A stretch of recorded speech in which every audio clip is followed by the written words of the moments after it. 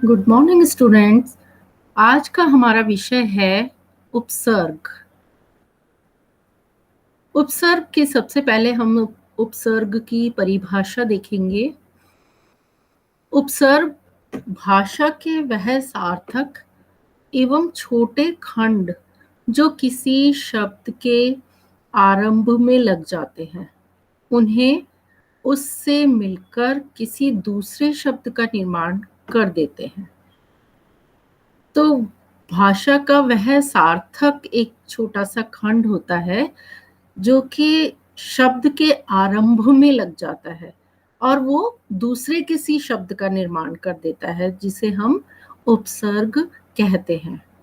उपसर्ग को इस सरल भाषा में भी हम समझ सकते हैं कि समीप आकर नया शब्द बनाना, अर्थात यह किसी शब्द साथ लगकर नया शब्द बनता है। तो उपसर्ग लगने के बाद शब्द का अर्थ बदल जाता है। तो कोई भी यदि शब्द है और उसके आगे हमने उस उपसर्ग को लगा दिया, तो वह शब्द भी बदल जाएगा और शब्द का अर्थ भी बदल जाएगा। तो उसे फिर हम उपसर्ग कहेंगे। इसके उदाहरण हम देख लेते हैं। पहला उदाहरण है अ प्लस भाव यानी अभाव।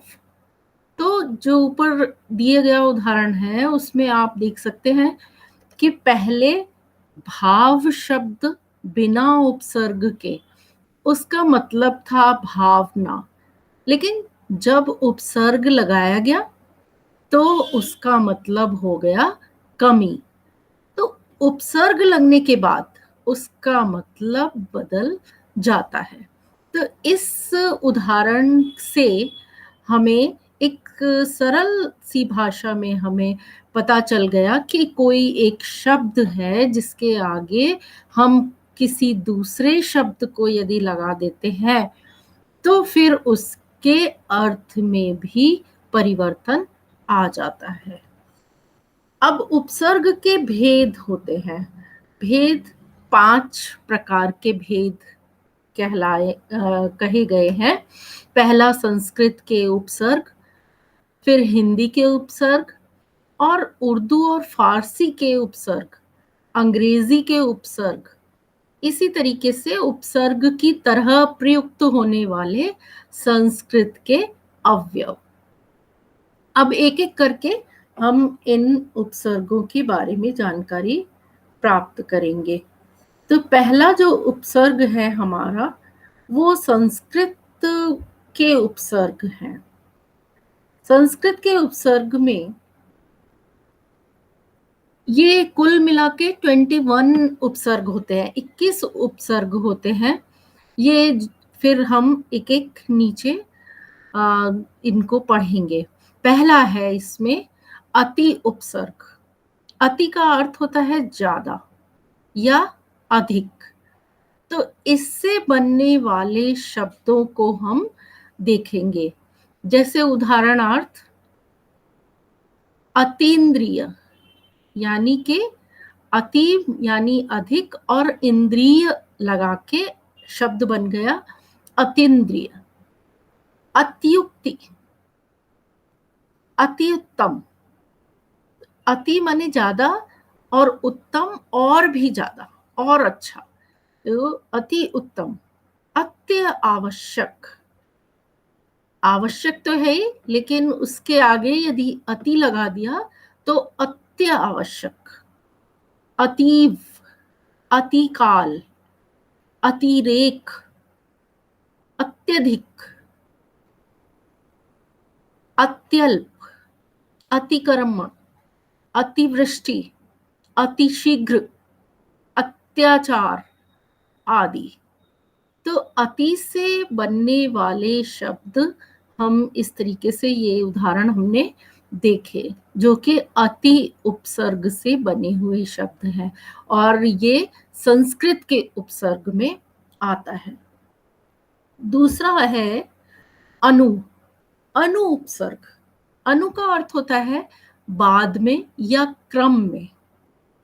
तो इससे संबंधित जो शब्द हैं, अनुरूप, अनुपात, अनुचर, अनुकरण, अनुसार, अनुशासन, अनुक्रमांक, अनुकंपा, अनुज, अनुशंसा, अन्वय, अन्वीक्षण, अन्वेषण, अनुच्छेद, अनुदित, अनुवाद, अनुस्वार, अनुशीलन, अनुकूल, अनुक्रम, अनुभव आदि। तो इसमें हम ये देख रहे हैं कि अनु उपसर्ग लगा हुआ है और फिर जो शब्द उसके साथ लग रहा है उसको मिलाकर फिर एक नया शब्द का निर्माण हो रहा है, और जो उसके साथ में शब्द लगाया जा रहा है उसका भी अलग एक अर्थ निकलता है। तो इसलिए अगर अनु प्लस जो शब्द है उसे लगाने पर एक नए शब्द की प्राप्ति होती है तो फिर वह उपसर्ग कहलाता है। ये हमारा अनु उपसर्ग था। अब एक उपसर्ग है अ उपसर्ग। अ का अर्थ है अभाव, अनिषेध, नहीं, विपरीत। अ हमेशा विपरीत अर्थ में, या कहीं अभाव है या निषेध है, कहीं नहीं, कोई काम नहीं करना है, तो फिर हम अ शब्द उसके आगे लगा देते हैं। इसके बहुत सारे उदाहरण हैं। अथाह, था तो है ही, था कितनी गहराई है, लेकिन अ उसके आगे हमने लगा दिया, अथाह, बहुत अधिक। अनाचार, अलौकिक, अस्वीकार।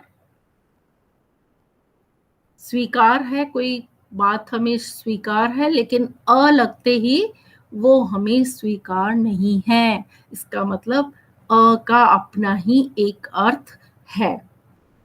अन्याय, अशोक, अहिंसा, अवगुण, अर्जित, अधर, अपलक, अटल, अमर, अचल, अनाथ, अविश्वास, अधर्म, अचेतन, अज्ञान, अलग, अनजान, अनमोल, अनेक, अनिष्ट आदि। जितने भी ये शब्द हैं उनमें हमें ये देखने के लिए मिल रहा है कि जो शब्द है वो तो है ही, लेकिन अ लगाकर उस शब्द का एक नया ही निर्माण हो रहा है। तो ये हमारा अ उपसर्ग था जिससे कि इतने सारे शब्दों का निर्माण हुआ। अब जो शब्द आता है वो है अप। अप उपसर्ग। अप का अर्थ होता है बुरा या अभाव, विपरीत, हीनता या छोटा। तो इसके उदाहरण अलग ही नए शब्दों में हमें देखने के लिए मिलेगा। अपव्यय। अब यहाँ अप तो हमने उपसर्ग लगाया है, लेकिन शब्द क्या है? व्यय। तो इसके आगे हमने लगा दिया अपव्यय। अपवाद, अपकर्ष, अपहरण, अप्रयोग, अपशगुन, अपेक्षा, अपयश, अपमान, अपशब्द, अपराध, अपकार, अपकीर्ति, अपभ्रंश आदि। तो ये सारे शब्द अप उपसर्ग से बने हैं। अगला उपसर्ग आता है अभी। अभी उपसर्ग का अर्थ होता है सामने, पास या किसी ओर, या इच्छा प्रकट करना, चारों ओर। अभी शब्द का अर्थ है।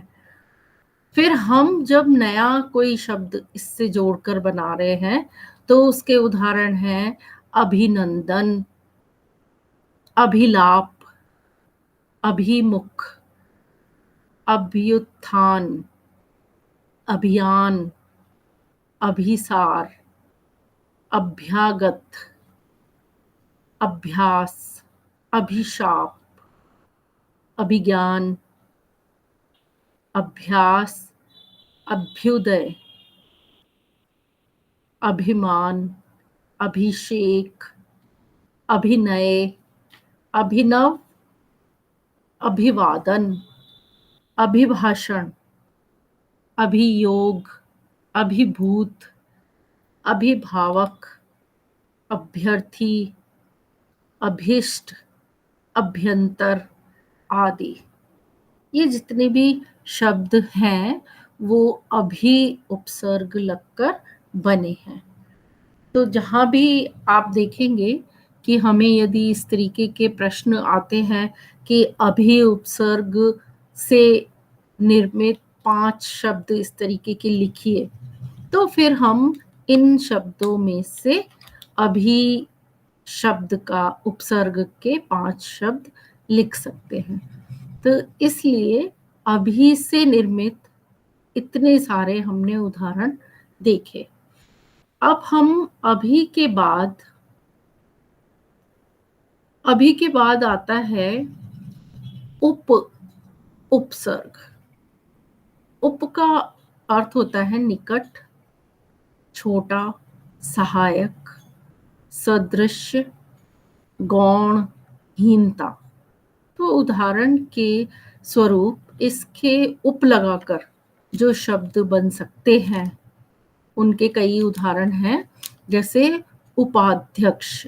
अध्यक्ष तो है ही अपने आप में एक शब्द है, लेकिन इसके आगे हमने उपसर्ग लगा दिया, उप लगा दिया, तो उपाध्यक्ष एक अलग ही शब्द का निर्माण हो गया। उपकूल, उपनिवेश, उपस्थिति, उपासना, उपदिशा, उपवेद, उपनेत्र, उपरांत, उपसंहार, उपकरण, उपकार, उपग्रह,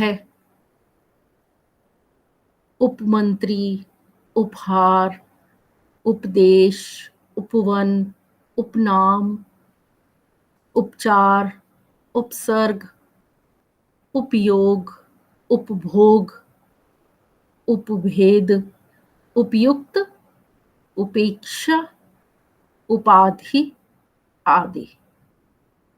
तो ये जितने भी शब्द थे वो उपसर्ग से निर्मित शब्द कहलाए।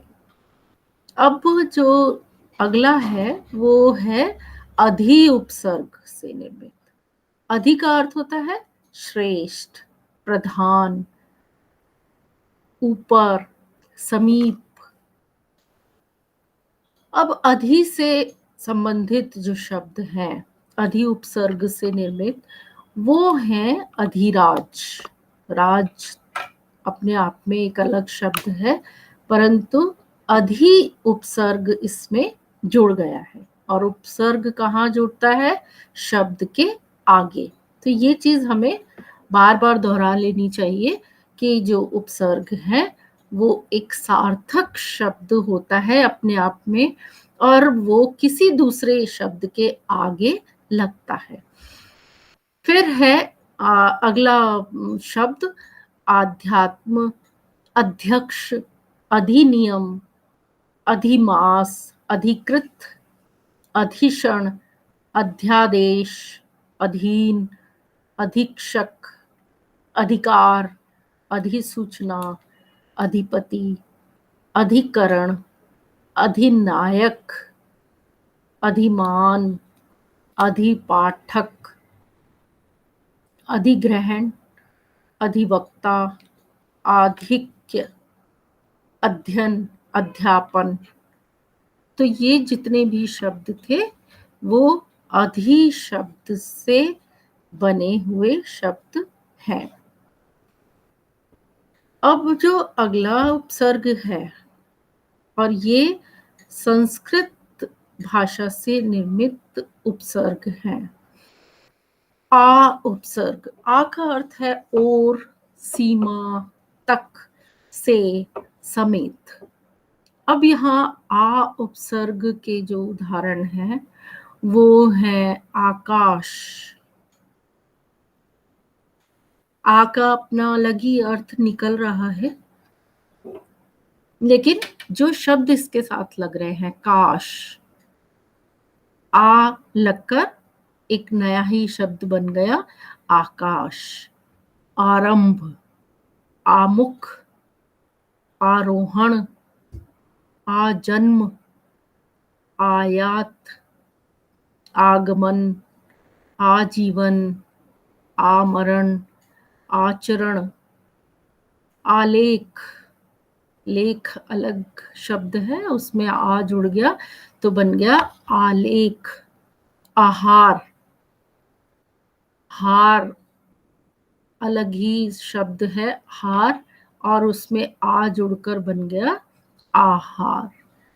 आकर्षण, आकर, आकार, आभार, आशंका, आवेश, आरक्त, आदान, आक्रमण, आकलन आदि।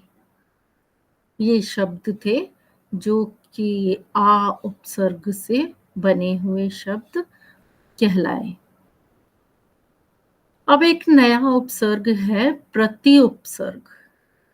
प्रति उपसर्ग का अर्थ होता है विरुद्ध, प्रत्येक, सामने, बराबरी, उल्टा, हर एक।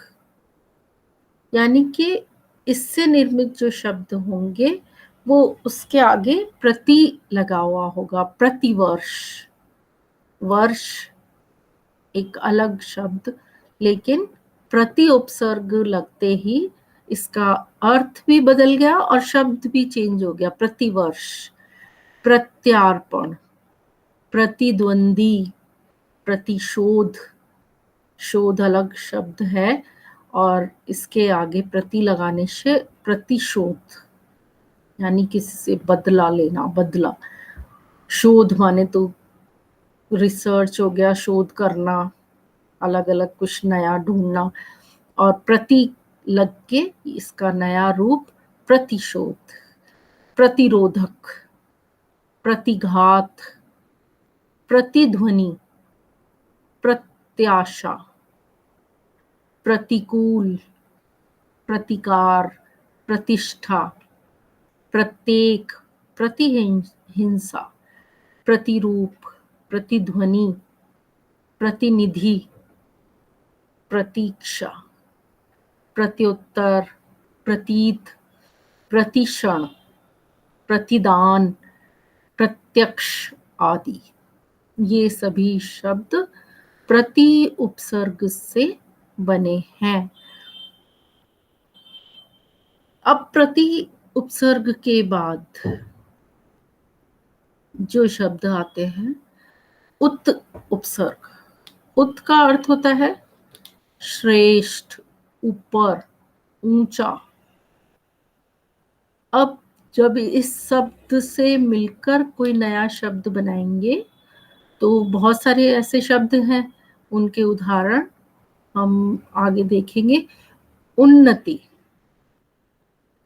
उद्घाटन, उत्तम, उत्पन्न, उत्पत्ति, उत्पीड़न, उत्कंठा, उत्तम, उत्कृष्ट, उदय, उद्गम, उत्कर्ष, उत्पल, उल्लेख, उत्साह, उत्पात, उत्तीर्ण, उद्भिज, उल्लास, उज्ज्वल, उत्थान आदि। ये जितने भी शब्द थे वो उत उपसर्ग से बने हुए थे। और भी शब्द हो सकते हैं, परंतु ये कुछ उदाहरण आप लोगों के सम्मुख रखे गए हैं। अब जो अगला उपसर्ग है वो है प्र प्र उपसर्ग। प्र का अर्थ होता है आगे, अधिक, ऊपर, यश। तो ये प्र जो शब्द है वो अपने आप में ही एक अलग अर्थ रख रहा है, परंतु इसमें हम दूसरा कोई शब्द लगाएंगे। तो उदाहरण के लिए प्रक्रिया, क्रिया एक अलग शब्द है, लेकिन हमने इसमें क्या लगाया, प्र लगा दिया, तो क्या बन गया, प्रक्रिया। प्रवाह, प्रख्यात, प्रकाश, प्रकट, प्रगति, प्रपंच, प्रलाप, प्रभुता, प्रपिता, प्रकोप, प्रभु, प्रयास, प्रकृति, प्रमुख, प्रदान, प्रचार, प्रसार, प्रहार, प्रयत्न, प्रभंजन, प्रपौत्र, प्रारंभ, प्रज्वल, प्रेत, प्राचार्य, प्रयोजक, प्रमाण, प्रयोग, प्रताप, प्रबल आदि। इतने सारे शब्द हमने देखे जो कि प्र उपसर्ग से बने हुए हैं। अब इन उपसर्गों के बाद यहाँ हमारे 11 उपसर्ग हो गए जो संस्कृत भाषा से संबंधित हैं। अब हमारा अगला जो उपसर्ग है वी उपसर्ग। वी का अर्थ होता है विशिष्ट, भिन्न, हीनता, असमानता, अभाव। अब यहाँ हम वी से संबंधित जो भी शब्द हैं, कौन कौन से ऐसे शब्द हैं जिनके आगे वी उपसर्ग लग सकता है, तो उदाहरण देखेंगे हम। विकास, विधवा, विवाद, विशेष, विस्मरण। स्मरण तो शब्द है ही, इसके आगे वी लगा दिया तो विस्मरण हो गया। विभाग, भाग अपने आप में एक शब्द है, लेकिन वी लगने से विभाग एक अलग ही विभाग बन गया। विकार, विमुख, विनय, विन्नति, विफल, विसंगति, विवाह, विभिन्न, विश्राम, विरोध, विपक्ष, विदेश, विकल, वियोग, विनाश, विराम, विजय, विज्ञान, विलय, विहार, विख्यात, विधान, व्यवहार, व्यर्थ, व्यायाम, व्यंजन, व्याधि, व्यसन, व्यूह आदि। ये जितने भी शब्द थे वो वी उपसर्ग से बने हुए शब्द थे। अब अगला जो उपसर्ग है वो है सह उपसर्ग। सह उपसर्ग, सह का अर्थ होता है साथ। अब यहाँ सह उपसर्ग से बने हुए शब्द हम देखेंगे। सहोदर, सहपाठी, पाठी यानी पढ़ने वाले, और सह जब लगा दिया तो साथ पढ़ने वाले, सहपाठी, जो आप एक साथ पढ़ रहे हैं। सहगान, सहचर, सहमति, सहयोग, सहमत आदि, यानी कि किसी के साथ जुड़ जाना। सह माने साथ। तो इसका उदाहरण हो गया, इतने सारे ये शब्द सह उपसर्ग के उदाहरण थे। एक उपसर्ग आता है इसमें पर। पर उपसर्ग, पर का अर्थ होता है अन्य और दूसरा कोई। इसके भी उदाहरण हैं। इसके 2-3 उदाहरण हम देख लेते हैं। परदेश, देश अपना देश है, लेकिन इसके आगे पर उपसर्ग लग गया तो ये क्या हो गया, परदेश हो गया, दूसरा देश। जब तक देश था तब तक हम अपना देश कह सकते थे, लेकिन पर लग जाने से दूसरा परदेश हो गया। परलोक, लोक यानी ये लोक, और पर लग के हो गया अन्य, दूसरा परलोक। पराधीन, तो इस तरीके से जो पर लग के चीज बनती है, अन्य के अधीन, अधीन पराधीन यानी किसी और के अधीन, अन्य के। तो ये हमारे उपसर्ग हैं जिन्हें हम अभी पढ़ रहे हैं। अब अगला जो हमारा उपसर्ग है वो है सु।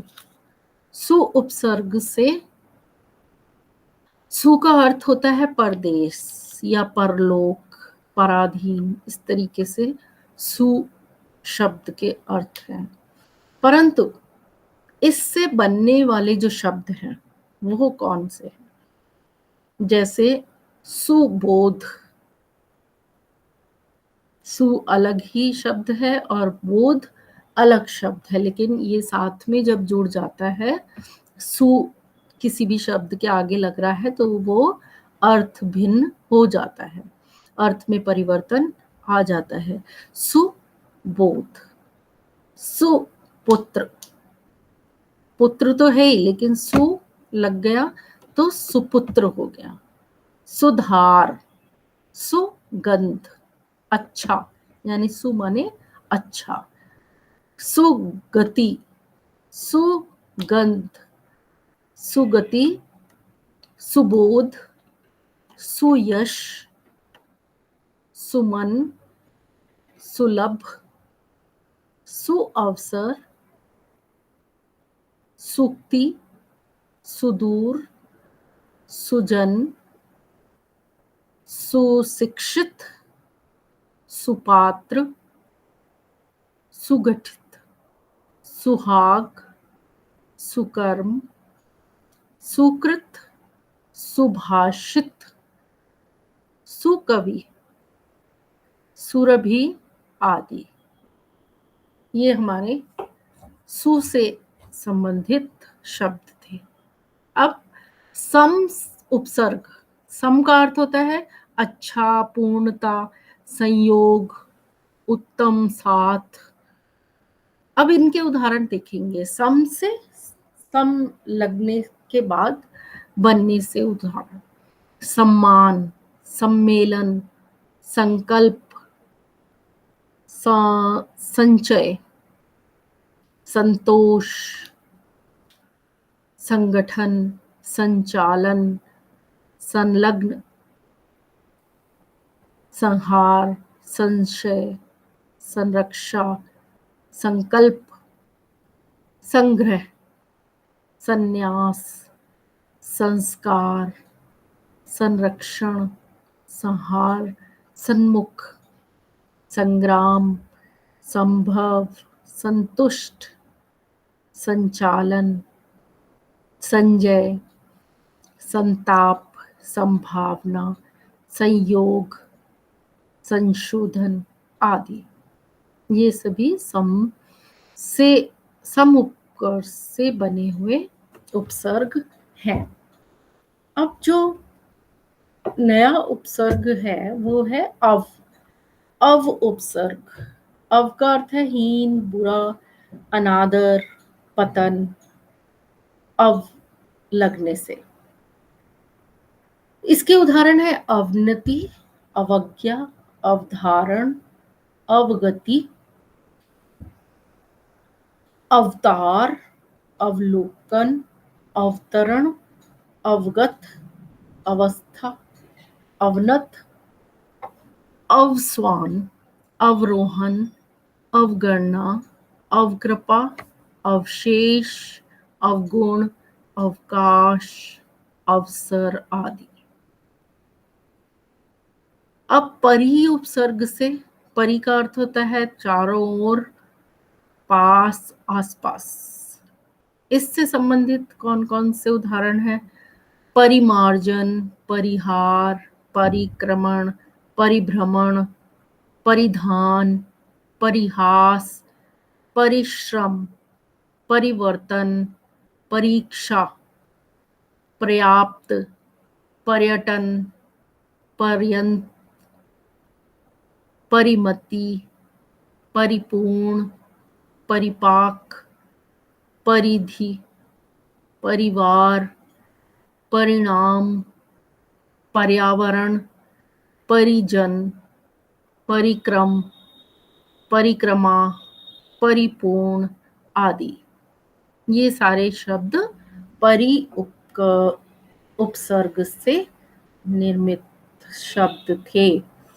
अब हम यहाँ निर उपसर्ग से संबंधित शब्दों को देखेंगे। निर उपसर्ग लगकर कौन कौन से शब्द बन रहे हैं?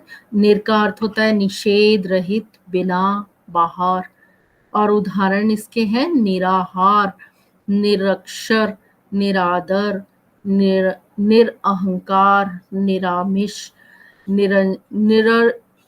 निर्जर, निर्धन, निर्यात, निर्दोष, निरावलंब, निरोग, नीरस, निरीह, निरीक्षण, निरंजन, निराशा, निर्गुण, निर्भय, निर्वास, निराकरण, निर्वाह, निर्दोष, निर्जीव, निर्मूल, निर्बल, निर्मल, निर्माण, निरंजन, निराकार, निरपराध आदि। ये सारे निर उपसर्ग से निर्मित थे। अब है कु उपसर्ग। कु का अर्थ होता है बुरा, हीनता। अब इसके उदाहरण देखेंगे कुपुत्र, कुरूम, कुकर्म, कुमति, कुयोग, कुकृत्य, कुख्यात, कुखेत, कुपात्र, कुटाठ, कुपूत, कुढंग आदि। ये सारे कु शब्द से बने हुए शब्द थे। अब हमारा लास्ट जो आता है, क्योंकि उसमें 21 कहे गए थे, तो 21 का जो लास्ट है दुर उपसर्ग। दुर का अर्थ होता है कठिन, बुरा, विपरीत, दुष्ट, हीन। उदाहरण है दुर्भिसंधि, दुर्गुण, दुर्दशा, दुर्घटना, दुर्भावना, दुरूह, दुरुक्ति, दुर्जन, दुर्गम, दुर्बल, दुर्लभ, दुखद, दुरास्था, दुर्मनीय, दुर्भाग्य, दुराशा, दुराग्रह, दुराचार, दुर्व्यवस्था, दुरुपयोग। ये सारे दुर उपसर्ग से बने हुए शब्द थे। अब यहाँ संस्कृत के खत्म होते हैं। अब शुरू होते हैं हिंदी के कौन कौन से उपसर्ग हैं। हिंदी के उपसर्ग में, हिंदी के कुल 12 उपसर्ग हैं, उनमें दो उपसर्ग का अर्थ होता है बुरा, हीन, दो, विशेष, कम। इसके उदाहरण दुर्बला, दुर्जन, दुर्बल, दुलारा, दुधारू, दुसाध्य, दुरंगा, दु, दुलित्ती, दुनाली, दुराहा, दुपहरी, दुगुना, दुकाल आदि। अब अध उपसर्ग। अध का अर्थ होता है आधा। अध पका, अध मरा, अध कच्चा, अध कचरा, अध जला, अध खिला, अध गला, अध नंगा आदि। ये सारे अध उपसर्ग से हैं। अध जो माने कि आधा। अन से, अन उपसर्ग से अभाव, निषेध और नहीं, अन का अर्थ। फिर इसके उदाहरण क्या बनेंगे? शब्द क्या हो गए? अनजान, अनकहा, अनदेखा, अनमोल, अनबन, अनपढ़, अनहोनी, अछूत, अचेत, अनचाहा, अनसुना, अलग, अनदेखी आदि। उन उपसर्ग। अब उन उपसर्ग का क्या होगा? उनका अर्थ होता है एक, कम। तो इसमें 29, 49, 59, 69, 39, 19, 79 आदि, ये उन शब्द से बने। अब कु उपसर्ग से। कु का अर्थ होता है बुरा, हीन। उदाहरण के लिए कुचाल, कुचैला, कुचक्र, कुपूत, कुढंग, कुसंगति, कुकर्म, कुरूप, कुपुत्र, कुमार्ग, कुरीति, कुख्यात, कुमति आदि। ये सब कु उपसर्ग के शब्द थे। अब है और उपसर्ग। औ का अर्थ होता है हीन, अब, निषेध। उदाहरण के लिए औगुन, औघर, औसर, औसान, औघट, औतार, औगड़, औढ़र आदि। अब अ उपसर्ग से बने हुए। अ का अर्थ होता है अभाव या निषेध। उदाहरण के लिए अछूता, अथाह, अटल, अचेत आदि। ये सारे हिंदी के उपसर्ग चल रहे हैं। फिर नी से, नी उपसर्ग से। नी का अर्थ होता है रहित, अभाव, विशेष, कमी। इसके उदाहरण है नी शब्द जुड़कर निडर, निकम्मा, निगोड़ा, निहत्था, निहाल आदि। ये सारे हिंदी के उपसर्ग। अब आता है हिंदी के उपसर्गों में चौ। चौ उपसर्ग। चौ का अर्थ होता है चार। तो इसके उदाहरण क्या हुए? चौपाई, चौपाया, चौराहा, चौकन्ना, चौमासा, चौरंगा, चौमुखा, चौपाल आदि। ये सारे चौ उपसर्ग के शब्द थे। अब है ऊ उपसर्ग। ऊ का अर्थ होता है अभावहीनता। तो ऊ से बनने वाले जो शब्द हैं वो क्या हो गए? उचक्का, उजड़ना, उछलना, उखाड़ना, उतावला, उदर, उजड़ा, उधर आदि। अब पच उपसर्ग से। पच उपसर्ग से संबंधित जो शब्द, उस पच का अर्थ है पांच। उदाहरण के लिए पचरंगा, पचमेल, पचकुटा, पचमणि आदि। और अंतिम है ती उपसर्ग। ती का अर्थ होता है तीन। तिरंगा, तिराहा, तिपाई, तिकोन, तिमाही आदि।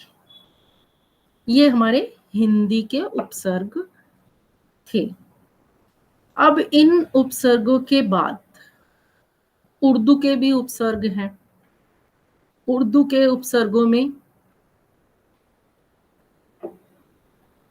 14 है दर, दरकिनार, दरमियान, दरअसल, दरकार, दरगुजर, दर हकीकत, कम से कमजोर, कमबख्त, कम उम्र, कम अकल, कम समझ।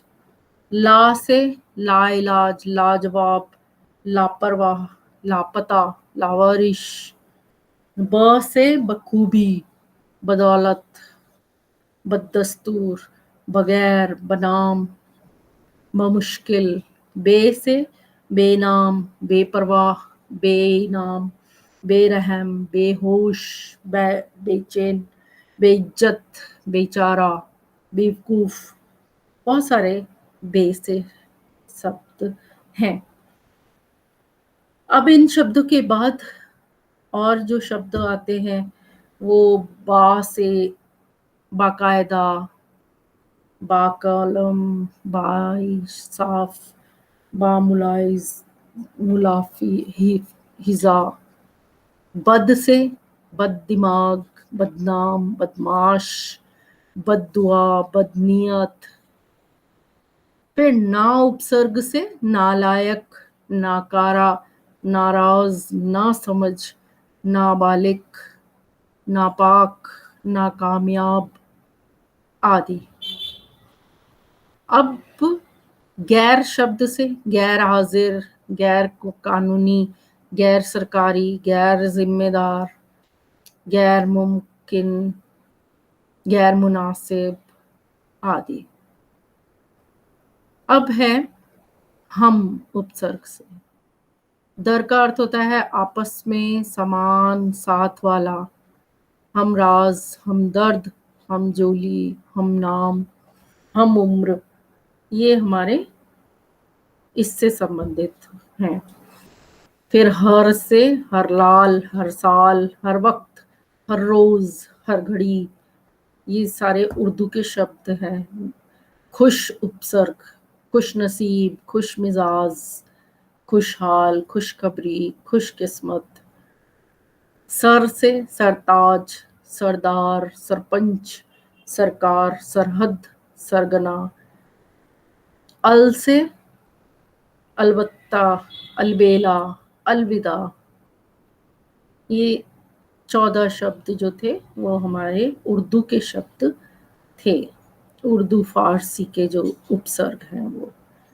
अब आता है अंग्रेजी के उपसर्ग। अंग्रेजी के उपसर्ग में, अंग्रेजी के उपसर्ग में half, half pant, half body, half ticket, half rate, half कमीज आदि। सब उपसर्ग, सब पोस्ट, सब इंस्पेक्टर, सब जज, सब कमिटी, सब रजिस्ट्रार आदि। Chief, chief minister, chief engineer, chief secretary आदि। General, general manager, general secretary, general insurance आदि। हेड, हेड से हेड मुंशी, हेड पंडित, head master, head clerk, head office, head constable. Deputy, deputy collector, deputy registrar, deputy minister आदि। Vice, उप viceroy, viceroy, vice president, vice principal आदि। Ex, express, ex commissioner, ex student, ex principal आदि। अब है उपसर्ग के समान प्रयुक्त होने वाले संस्कृत के शब्द। कौन कौन से ऐसे शब्द हैं जो कि संस्कृत से रिलेटेड हैं। क, कापुरुष, कु, कुपुत्र, चिर, चिरकाल, चिरायु, चिरंतन। अ से अनंत, अज्ञान, अभाव, अचेत। अन्न से, अन्न का अर्थ होता है निषेध, इससे अनीति, अनंत। अब है अनंत उपसर्ग, यानी कि भीतर, अंतर्नाद, अंतर्ध्यान, अंतरात्मा, अंतर्राष्ट्रीय, ये जो शब्द थे वो उपसर्ग से संबंधित प्रयुक्त होने वाले शब्द थे। और अंत में सत से सत्कार, अंत से अंतःकरण, अंतःपुर, बहिर्गमन, सम से समकालीन, सह से सहकार, सहपाठी, सहयोग, सहचर आदि। तो ये हमारे सारे उपसर्ग थे जो कि आज हमने इस विषय में पढ़े। अब इस विषय के अंत में कुछ महत्वपूर्ण लिंक हैं जिनसे आप और भी इसको इसका वाचन कर सकते हैं और भी इसमें अपने आप को और माहिर बना सकते हैं, उपसर्ग को और अच्छे से पढ़ सकते हैं। तो आप इन लिंक का प्रयोग कर सकते हैं। अब इसके वस्तुनिष्ठ प्रश्न हैं। वस्तुनिष्ठ प्रश्नों में पहला प्रश्न है प्रवचन। अब प्रवचन शब्द किस उपसर्ग का प्रयोग हुआ है? पर, प्र, प्रव, पर। इसका सही उत्तर है प्र। प्र में प्रवचन में प्र शब्द का उपसर्ग लगा है। अब निर्जीव, निर्जीव शब्द किस उपसर्ग का प्रयोग हुआ है? इसमें निर, नी, नी, न। तो इसका सही उत्तर है निर। इसमें निर उपसर्ग का प्रयोग हुआ है। अगला प्रश्न है सुचारू। सुचारू शब्द किस उपसर्ग का प्रयोग हुआ है? स, सु, सु, स्व। इसका सही उत्तर है सु शब्द उपसर्ग का प्रयोग किया गया है। दुर्भाग्य शब्द किस उपसर्ग का प्रयोग हुआ है? दु, दो, दुर्भ, दूर। इसमें सही उत्तर है दुर। दुर्भाग्य में दुर शब्द उपसर्ग है। अगला प्रश्न आता है अस्थाई शब्द। अस्थाई शब्द किस उपसर्ग का प्रयोग हुआ है? अ, आ, अस, अव। इसका सही उत्तर है अ। अगला प्रश्न आकर्षण। आकर्षण शब्द किस उपसर्ग का प्रयोग हुआ है? अ, आ, अक, आक। सही उत्तर है आ शब्द का प्रयोग हुआ है। अगला प्रश्न संपूर्ण शब्द किस उपसर्ग का प्रयोग हुआ है? सन, सम, सम या सम। तो सही उत्तर है सम शब्द का प्रयोग हुआ है।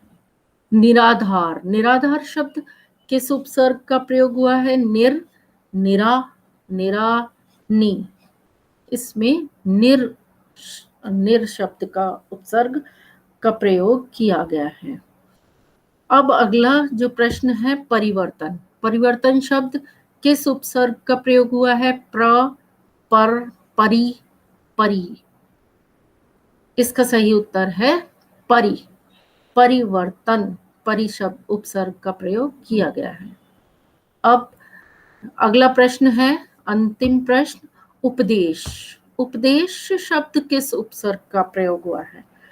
उप, उ, अव, अप। इसमें उप शब्द का उपसर्ग का प्रयोग किया गया है। तो यहाँ हमारा उपसर्ग का विषय यहीं समाप्त होता है। अगला विषय अगली कक्षा में हम पढ़ेंगे। तब तक के लिए धन्यवाद। Thank you.